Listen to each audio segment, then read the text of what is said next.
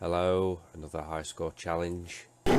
This time it is Trog, picked by Gamer Geek World, Ben.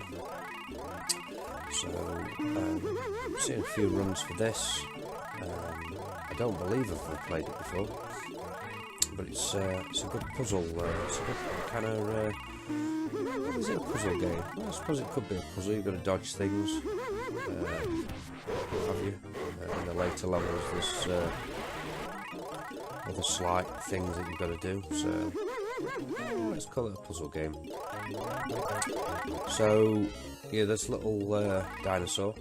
I'm guessing if you're playing 4 players, then you're obviously a different coloured dinosaur. But for a single player, you're Rex.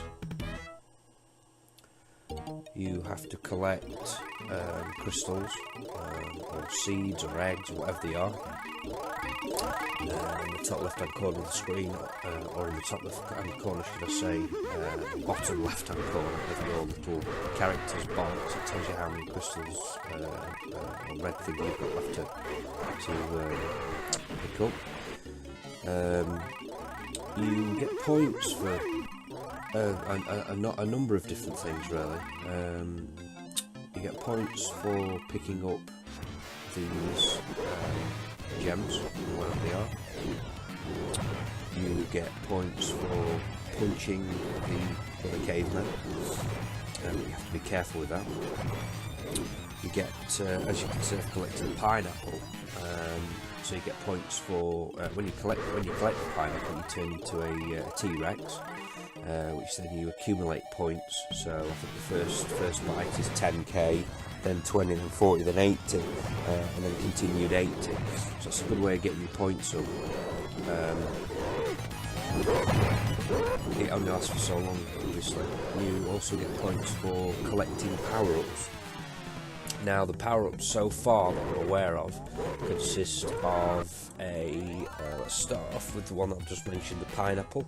So the pineapple turns you into a T-Rex, as I've already said. There's a grey mushroom. The mushroom slows your character down, so slows Rex down. You've got some kind of fern, red fern, or whatever it is, that speeds your character up. And you can keep collecting these, so you can actually make them quite fast. You've got a yellow horseshoe. Now the yellow horseshoe gives you a bit of a shield around your character.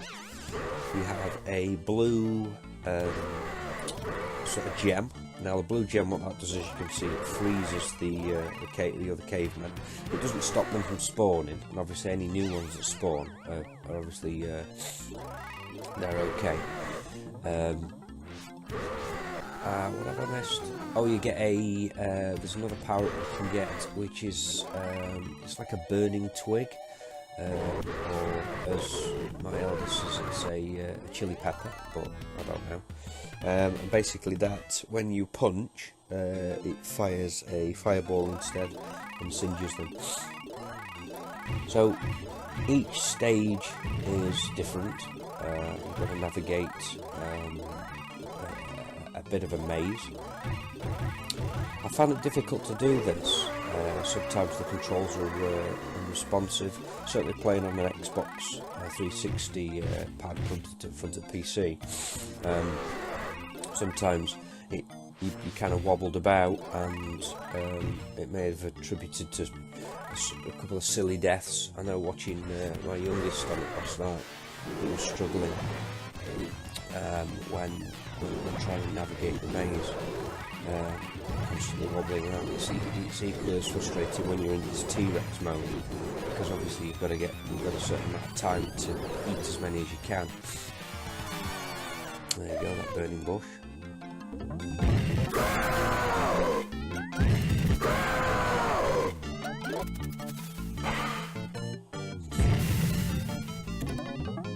So each island is slightly different, as I've already said. This I think they get progressively harder.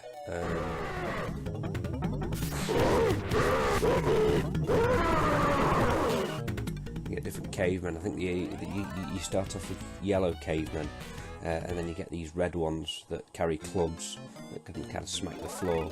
So if you're running towards them, regardless whether you're trying to punch them or not, if you smack the floor in front of you, you become dazed, and then they kind of eat you. So, I mean, the first practice game, I didn't even realise you could punch. I thought it was just a simple collect the crystals and what have you.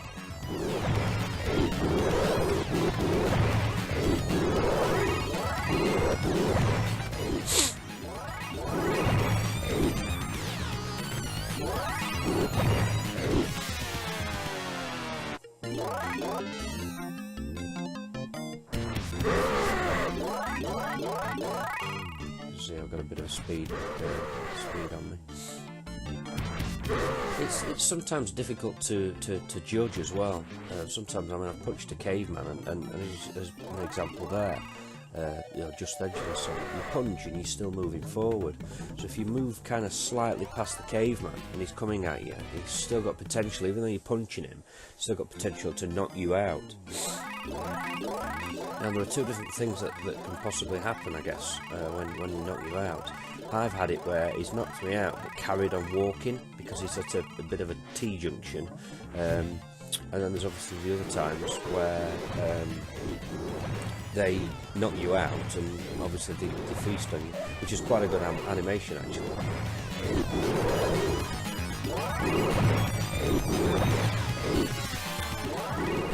This is the sort of stuff that you need when you're collecting a pineapple, having them all grouped together.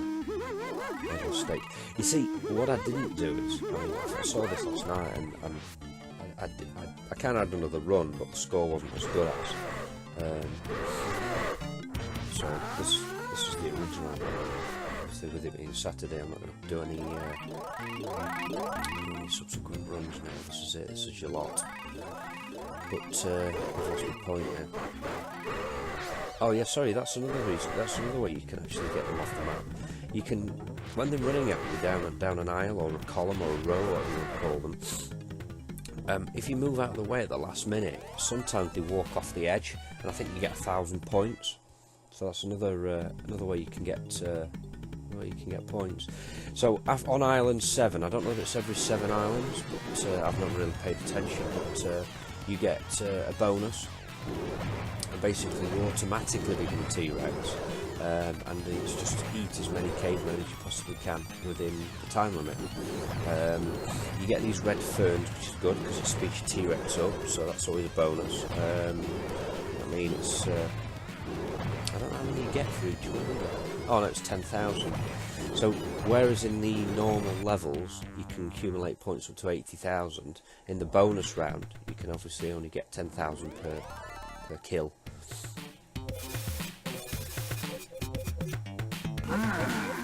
I do like the animations on this. I think they're quite funny. Here we are. So in this sort of island, this is where it first introduces you to the sort of doorways or the teleports. So you've obviously got to get into another area of the map, and that's how you do it. Now there you go. That's my first death actually. I do make some silly deaths. I remember watching Mike's run, Kit 171, and he pretty much said the same. Sometimes it's very frustrating because the silly deaths that you can do.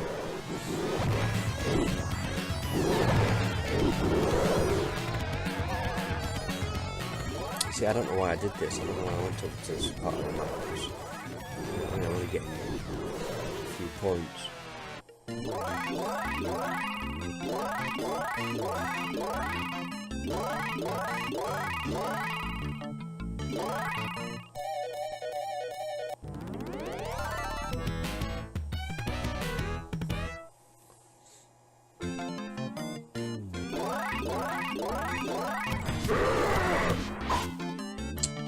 See what I mean about the punch? If you're not careful, you can punch for too long and go past, so you're not actually hitting them.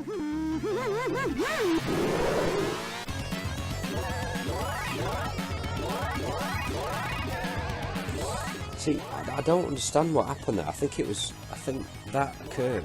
The dinosaur's gone invisible because he was in part changing. He was already kind of changing into the dinosaur, and I went through the doorway. So it was a bit of a glitch, should we call it?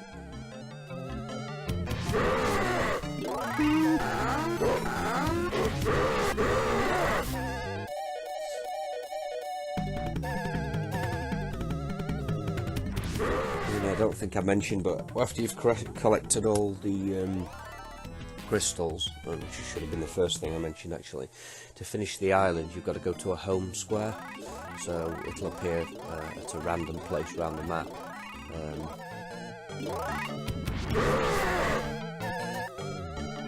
So this is quite cool, this, because of what it does. So obviously first introduced the teleports. Now what it's done is it's you've got to think about it a little bit more because of the colours.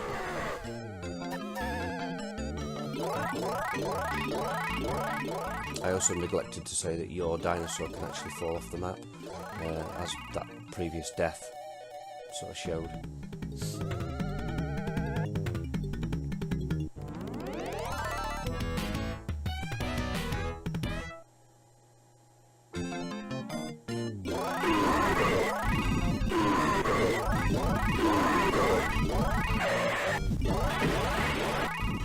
So another new introduction. This has got sort of rolling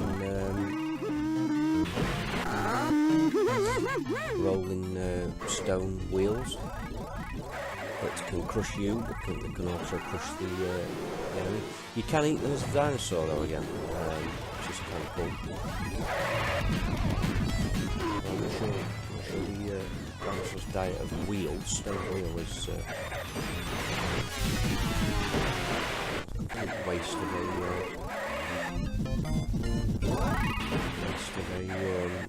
pineapple. I actually thought I was a goner then.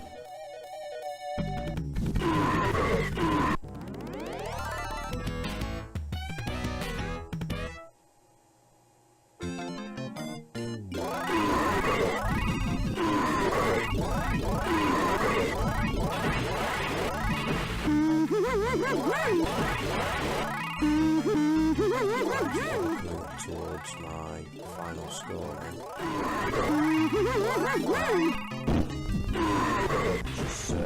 which is interesting.